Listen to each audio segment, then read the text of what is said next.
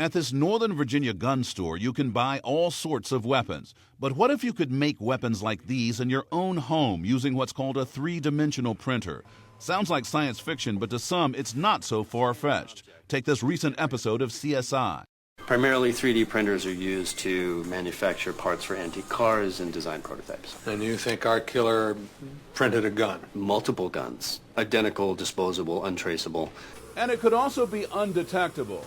3D printers like this make solid objects from digital models and plans. And what's manufactured could be all plastic, like this little gadget with all these moving parts that work together perfectly. So a plastic gun manufactured with this technology might not necessarily be picked up by your garden variety metal detector at an airport or public building. It's a potential game changer in the gun control debate. We're trying to produce guns with this technology. Advocates of the so-called printable gun, like University of Texas student Cody Wilson, see it as a rights issue. I believe in the universal access to arms, and I want to show you, as far as it's possible for me, that this thing will be completely unable to be regulated. He's behind Defense Distributed, a nonprofit organization dedicated to creating what Wilson calls the wiki weapon, a firearm with a design that can be distributed on the internet and manufactured using a 3D printer. He's already built part of an AR-15 using the technology. Democratic Congressman Steve Israel has taken notice. I just want to make it impossible for people to use three-dimensional printers to manufacture gun components, which was done, and in fact 6 bullets were fired from one of these components.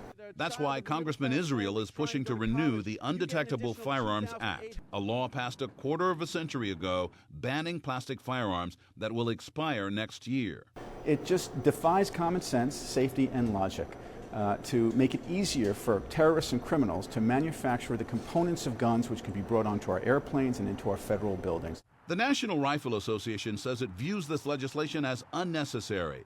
Pro-gun advocates say to date, no one using a 3D printer has manufactured a working firearm completely out of plastic. One 3D printing expert says it might not even be possible anytime soon. I don't feel like this technology is going to be there next year, but in my estimation, we have some time and ways to go to get there. And Wilson worries about the chilling effect on new ideas. What does Mr. Israel say? Well, we should prevent the development of a whole branch of technology. Well, that's ridiculous. Joe Johns, CNN, Washington.